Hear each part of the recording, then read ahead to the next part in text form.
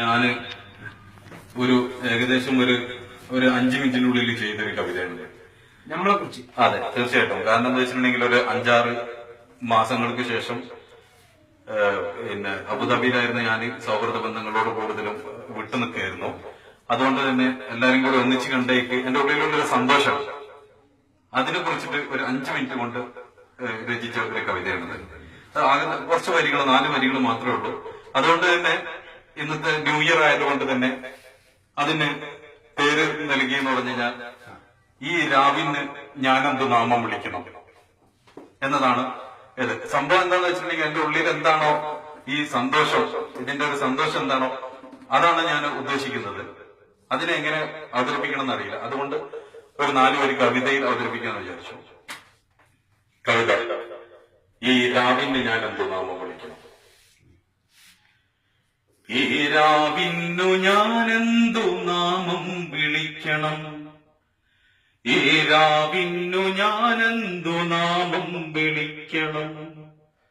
അറിയില്ല കൂട്ടരെ, അറിയില്ല കൂട്ടരെ, ഈ രാവിന്നു ഞാനെന്തു നാമം വിളിക്കണം.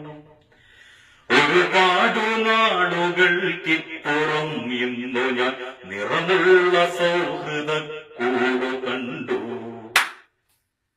വഴിതെറ്റിയെവിടെയോ ചിറകിട്ടടിച്ചു ഞാൻ തിരികെ എത്തി നിലാരാവു കാണാം. ഒരുപാടു രാവുകൾക്കിപ്പുറം ഇന്നു ഞാൻ നിറമുള്ള സൗഹൃദ കൂടു കണ്ടു. വഴിതെറ്റിയെവിടെയോ ചിറകിട്ടടിച്ചു ഞാൻ തിരികെ എത്തി നിലാരാവു കാണാൻ. അറിയില്ല കൂട്ടരെ, അറിയില്ല കൂട്ടരെ, ഈ രാവിന്നു ഞാനെന്തു നാമം വിളിക്കണം.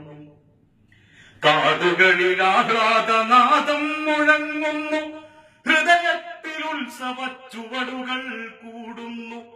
കാതിലാഹ്ലാദനാദം മുഴങ്ങുന്നു, ഹൃദയത്തിൽ ഉത്സവ ചുവടുകൾ കൂടുന്നു.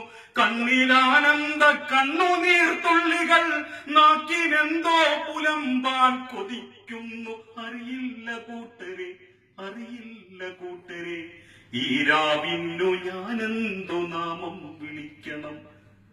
അറിയില്ല കൂട്ടരെ, അറിയില്ല കൂട്ടരെ, ഈ രാവിന്നു ഞാനെന്തു നാമം വിളിക്കണം. ഒരു